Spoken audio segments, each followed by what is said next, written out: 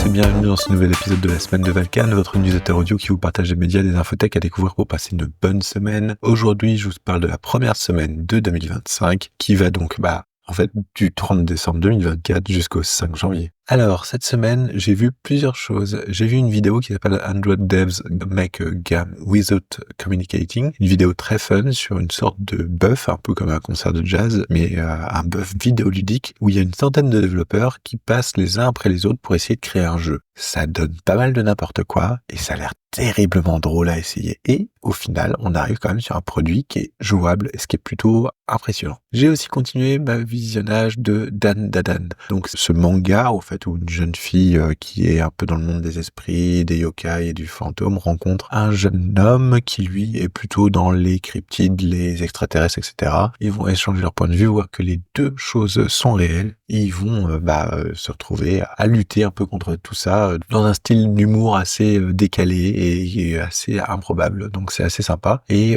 j'ai vraiment hâte de voir la suite parce que le dernier épisode que j'ai vu se termine en cliffhanger, c'est extrêmement frustrant, donc j'ai hâte vraiment d'avoir la suite. J'ai vu ensuite une série de vidéos sur le world building, donc la façon dont on crée des univers, que ce soit pour du jeu de rôle, que ce soit pour un roman, ou que ce soit pour autre chose. Donc la première vidéo, c'est How to Start World Building, une vidéo sympa pour commencer la construction d'un univers de jeu ou de roman. On y parle en fait de placer des grands concepts afin de pouvoir avoir un fil rouge tout au long de la création. Ces concepts ne sont pas figés dans le marbre, ils peuvent évoluer, ça permet de les avoir sous les yeux pour être sûr que les nouveaux éléments s'harmonisent avec ce qui a déjà été mis en place. Une autre vidéo de world building, c'est World Building Pillars, Identify Your World Keys Element. Une autre vidéo donc sur la création d'univers. On y parle des 3 piliers à suivre, un peu comme les concepts dont on vient de parler, dans lesquels on va trouver les inspirations, les thèmes et les principes. Alors, les inspirations, c'est qu'est-ce qui vous a inspiré, qu'est-ce qui vous inspire pour créer en fait cet univers, puisque rien ne part de zéro réellement. Les thèmes, ça va être les grands thèmes que vous voulez mettre dans votre univers, par exemple la technologie contre la nature, etc., etc.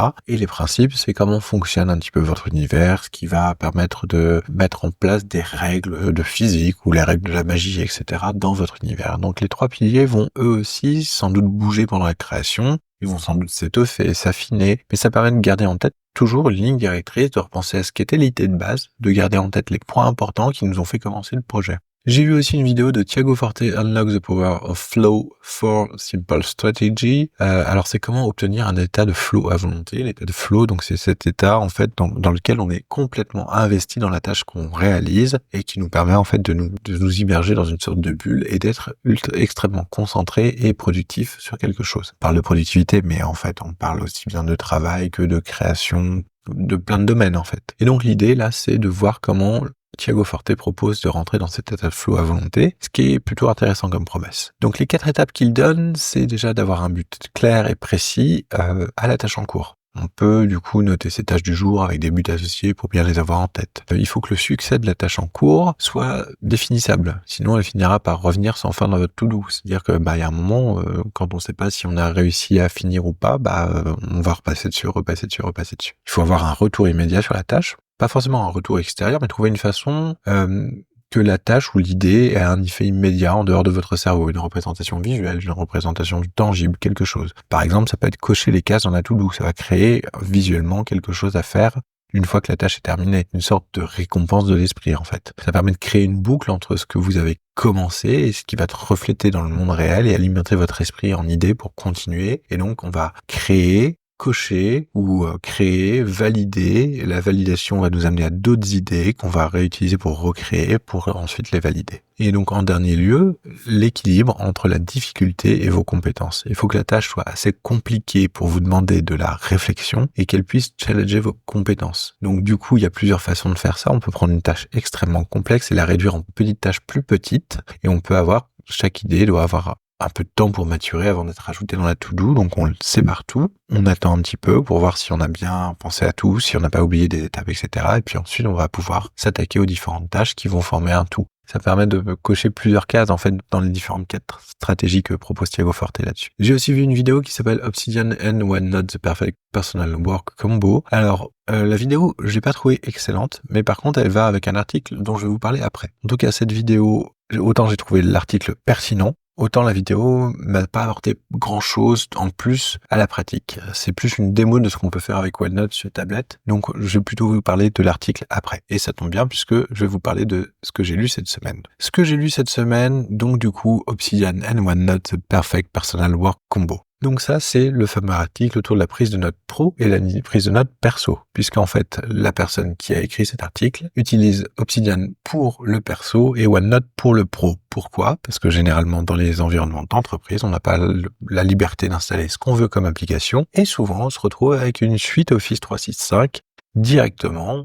qui possède effectivement OneNote. C'est le cas de beaucoup de gens, en fait. Donc, en plus, ce sujet pro-perso, j'en ai déjà parlé dans les différents épisodes, c'est un sujet qui me trotte en tête depuis pas mal de temps. J'ai essayé d'utiliser Obsidian au travail, de faire une vol dédiée, de faire des choses, mais en fait, la limite, c'est vraiment dans le partage des informations avec les collègues, le stockage des informations confidentielles, telles des mots de passe, des clés API, etc., qui peuvent être dans les documents, donc c'est quelque chose qui me plaît pas vraiment. Et en plus, au bureau, c'est le fait d'utiliser énormément de notes qui ne me servent en fait qu'au bureau. Au besoin, si j'ai des notes plus généralistes ou des concepts plus généralistes, je peux toujours copier-coller ce que j'ai pris dans OneNote pour les mettre dans Obsidian derrière, en fait. Et potentiellement me servir pour d'autres projets et ce genre de choses. Donc, par exemple, la donnée, la gestion de la donnée, dans mon cas, c'est souvent ça. C'est que, voilà, j'ai beaucoup de trucs où je vais utiliser des choses que pour le bureau et de temps en temps, on va ressortir un concept, quelque chose de nouveau. Et là, je me dis, ça, c'est quelque chose qu'il faudrait que je note de manière plus générale que pour le boulot, parce que si je change le boulot ou si j'applique ça ailleurs, potentiellement, ça peut me servir. Donc là, depuis que j'ai commencé à mettre ça en place depuis 2-3 jours, le partage de mes notes pro et perso est en fait beaucoup plus facile. La séparation est plus simple. Le partage donc auprès des collègues des notes pro est beaucoup plus facile. Donc je vais vous dire et je verrai si ça fonctionne dans le temps en tout cas, mais pour le moment, ça marche. Je pense aussi que ça fonctionne parce que je travaille en interne pour une entreprise. Je pense que si j'étais en freelance ou en conseil, en ESN, SS2I, etc., je pense que je privilégierais une seule et unique source de notes qui serait Obsidian pour compléter ma base documentaire des différents use cases que j'ai pu rencontrer parce qu'en fait, quand on va être dans le conseil, tous les use cases clients vont permettre d'alimenter vos compétences et de créer en fait une base de travail pour la suite et vous permettre en fait de vous dire expert de certains domaines. J'ai aussi lu les récits horrifiques de Lovecraft, donc le tome 5 de l'intégrale de Lovecraft de chez Nemos. Alors c'est toujours marrant en fait de voir les premiers écrits d'un écrivain. Lovecraft n'échappe pas du tout à la règle. Alors on trouve plein d'écrits assez enfantins, c'est assez drôle, il y a pas mal de trucs avec pas mal de touches d'humour, on voit qu'il y a déjà des choses de ce qui vont arriver par la suite, etc. On aperçoit un petit peu l'horreur qu'il veut mettre, etc. C'est assez sympa.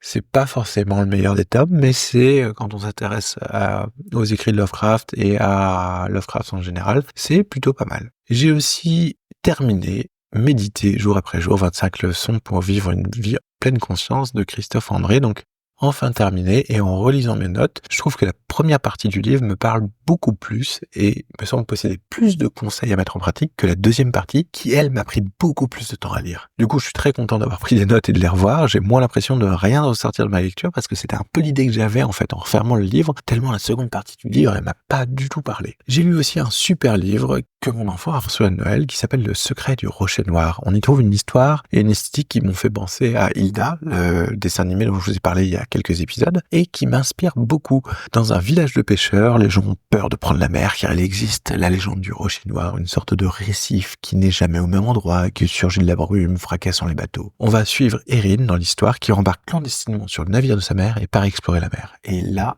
c'est vraiment très très sympa. On va retrouver vraiment des mécaniques et des histoires qui vont, moi, me parler beaucoup, avec un peu de fantastique, beaucoup de feel good et plein de choses très très sympathiques en fait, très cosy. Et j'ai aussi commencé à lire Avoir le courage de ne pas être aimé. Donc je tiens à remercier Guillaume Vendée du podcast Tech Café pour cette reco. Je vous en parle tout de suite après dans cette semaine que j'ai écouté, mais je vais déjà vous parler un petit peu du livre et ce que j'en ai commencé à ressortir. Donc pour l'instant, c'est très facile à lire. Ça vous happe complètement, en fait, ce livre. C'est écrit sous forme d'un dialogue, donc c'est extrêmement fluide. C'est un livre qui propose de présenter une psychologie différente de celle de Freud, Jung, etc., qui va être la psychologie adlérienne. Et pour le moment, je sais pas trop où ça va me mener. C'est très intéressant comme type de philosophie, de psychologie, en fait. Il y a déjà des passages qui me parlent, notamment « Tout le monde peut changer ». Le passé ne nous définit pas. Nous fabriquons nous-mêmes notre propre colère. autant de concepts qui résonnent quand même très fortement en moi, qui me font beaucoup m'interroger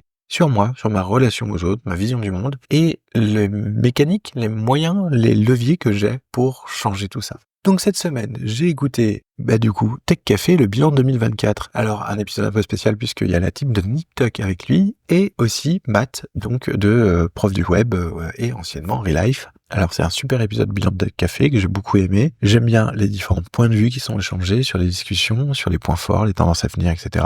J'ai un peu du mal avec la discussion autour de la dérégulation parce que je pense que justement au niveau dérégulation, on risque d'arriver à certains abus. Et voilà, comme je vous l'ai dit, c'est là aussi que Guillaume a proposé son conseil lecture, avoir le courage d'accepter de ne pas être aimé et pour le moment, je suis très content d'avoir suivi son conseil lecture. J'ai aussi écouté La Caverne de Sandro, changer d'angle, l'épisode 2, La Bête et le Sang. Alors, c'est une excellente formule de podcast autour du game design. Ça m'a donné envie de lire la version 5 de Vampire pour bien comprendre les mécaniques dont il parle, qui sont les mécaniques de dés de fin, que je trouve très intéressantes, puisque en fait, ça va être la fin du vampire qui va teinter certains de vos jets. Donc, certains de vos dés vont changer de couleur, et en cas d'échec et de réussite, si ces dés-là font les plus hauts ou les plus bas scores, vous allez vous retrouver avec la bête intérieure du vampire qui va prendre la relève. Donc la discussion sur les avantages, les défauts du système est aussi très très inspirante. Ils arrivent à faire la part des choses un petit peu sur tout ça, ce que le jeu impose maintenant, ce qui permet de mieux inclure aussi, notamment l'état de vampire auprès des joueurs, mais il y a toute une question autour de est-ce qu'on ne perd pas un peu de liberté justement? Est-ce que le jeu, en mécanisant trop les choses et en imposant des choses, ne fait pas perdre un peu de liberté aux joueurs, aux meneurs qui voulaient faire des choses un peu différentes. Avant, le jeu proposait, maintenant il l'impose. Du coup, il y a une réflexion entre la mécanisation, la conversation dans le jeu, qui est un point qui me parle assez. C'est quelque chose aussi que j'ai tendance à voir. Il y a certains jeux qui sont extrêmement mécaniques, qui sont censés relancer la conversation, mais au final, on va se retrouver dans une complexité mécanique qui va nous submerger, et des jeux justement où la mécanique ne sert pas du tout à la conversation et est souvent mise de côté et on se concentre sur la conversation. J'ai aussi écouté le Noël d'Hercule Poirot sur France Culture. Alors j'aime toujours autant les enquêtes façon Cozy Murder et je dois vous avouer que France Culture fait de superbes adaptations. Donc pour ceux qui ne connaissent pas ces enquêtes, on y parle d'un vieil homme qui voulait se moquer de la cupidité de ses héritiers et finit par se faire assassiner. C'est un assassinat d'autant plus étrange qu'il a lieu dans une pièce close, sans moyen d'entrer et de sortir. Heureusement que Poirot va faire travailler ses petites cellules grises. Alors au fait, fun fact, je ne sais pas si vous le savez, mais ma vault principale sur Obsidian s'appelle Hercule Poirot. Je me disais que c'était un bon nom justement pour un second cerveau. Et j'ai écouté 2 autres choses, qui là pour le coup m'ont été proposées par un copain, merci à toi, Holotral, et surtout, en fait, ce sont 2 ovnis. On a Krav Boca et Poésie Zéro, qui sont 2 groupes de rock, franchement, dont le son est très très années 90. Moi, j'aime beaucoup, ça m'a beaucoup fait rire. Je sais pas si vous avez apprécié, mais en tout cas, voilà, moi ça m'a bien fait marrer. On y retrouve en plus pas mal de petites reprises d'air populaire façon punk, donc c'est assez drôle. Sinon, cette semaine, j'ai travaillé sur quoi? J'ai travaillé sur 2 choses. J'ai travaillé sur un univers, on va dire, très bretonisant pour du jeu de rôle, et un univers, on va dire, un peu plus horreur merveilleuse, en fait. C'est quelque chose que j'essaie de mettre en place, donc quelque chose un peu horrifique, mais avec beaucoup d'étonnements merveilleux, en fait, qui s'appelle Brume. Donc ces 2 univers, j'ai commencé à essayer justement de séparer un peu les petites tâches, et donc j'ai commencé à écrire toutes les questions qui me passaient par la tête sur les différents points que je voulais voir de l'univers, ce qui me permet en fait d'avoir une espèce de to-do assez conséquente, mais qui est quand même bien. Ça me permet d'avoir plein de questions, et du coup, ça va me laisser plein de choses. Est-ce que je vais répondre à ces questions pour alimenter l'univers? Est-ce que je vais les laisser en suspens pour laisser du mystère? Est-ce que je vais carrément les proposer aux joueurs pour qu'ils aient une agentivité en fait sur l'univers? Il y a plein de choses qui peuvent être faites en fait à partir de ces questions, et je suis en train de me poser la question justement si, en termes de world building, pour commencer, c'est pas une bonne idée de poser les éléments qu'on veut avoir dans un univers et lister toutes les questions qui nous passent par la tête sur ces éléments-là, pour justement essayer de voir si ce sont des choses qui nécessitent une réponse, d'être laissées en suspens, ou une réponse par quelqu'un d'autre qui va utiliser cet univers. Et pour terminer, cette semaine, j'ai joué au Secret du Rocher Noir, le jeu. Il existe un jeu de société tiré d'histoire que j'ai aussi beaucoup aimé. C'est un jeu coopératif autour du thème de la mer qui oblige les participants à mimer, répondre des questions, travailler de concert pour dévoiler les secrets du Rocher Noir aux pêcheurs et empêcher ces derniers de le détruire. Donc c'est très sympa et en plus j'ai pu y jouer avec mon fils, donc on a passé un très bon moment en fait. Et voilà, ça sera tout pour cette semaine. J'espère que la reprise n'a pas été trop dure. Je vous souhaite à tous une excellente année et je vous souhaite tous mes vœux de bonheur. On se retrouve la semaine prochaine pour un nouvel épisode. Allez, salut!